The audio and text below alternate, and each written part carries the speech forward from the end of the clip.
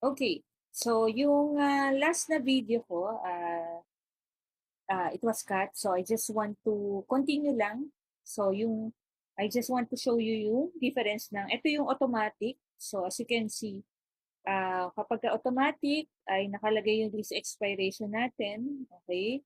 So, yun yung isa sa mga difference ng automatic at saka yung manual. So, when we specify an IP address in the reservation, so we are assigning an IP address manually pero via the DHCP server. Hindi yung nandun sa ating client. So ang importante sa reservation is for us to use yung MAC address niya, which is also equivalent dito sa unique ID at saka dito sa physical address.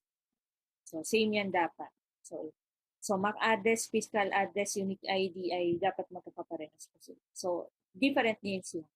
So now, I'm going to show you how to assign an IP address manually using the DHCP server. So, lalagay ko halimbawa ay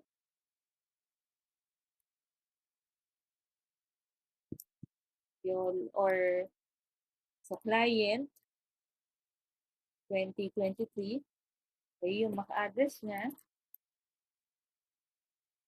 0000C 0000C. So, kahit dire-diretso lang yan, kahit hindi siya capital, hindi naman siya sensitive, 2939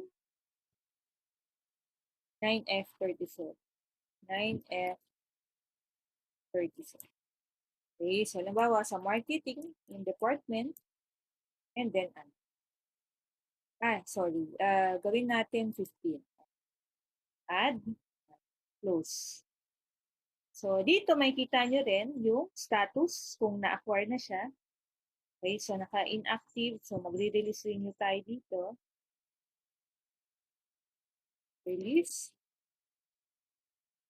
Okay, so para makuha niya yung IP na inassign ko na manual. So, refresh natin. Ayan, nag-active na siya. Ibig sabihin, nakuha na. Ayan. So, ping natin yung IP ng server. 150.2. Okay. So, ayan po. Nakakuha na ng IP address yung aking client via the DHCP server using the manual way natin. Okay? So, again, ang kagandahan kasi dito ay naka-record yung ating IP address in which na-identify natin kung sino yung mga dapat na nabibigyan ng IP coming from our DHCP server. So, I just want to show, so palitan na rin natin yung pangalan, yung computer name na ating client computer, si Windows 10. So, ganun ulit, this PC, and then change settings, may change, and then lalagay ko sa client 2020. So, restart lang natin.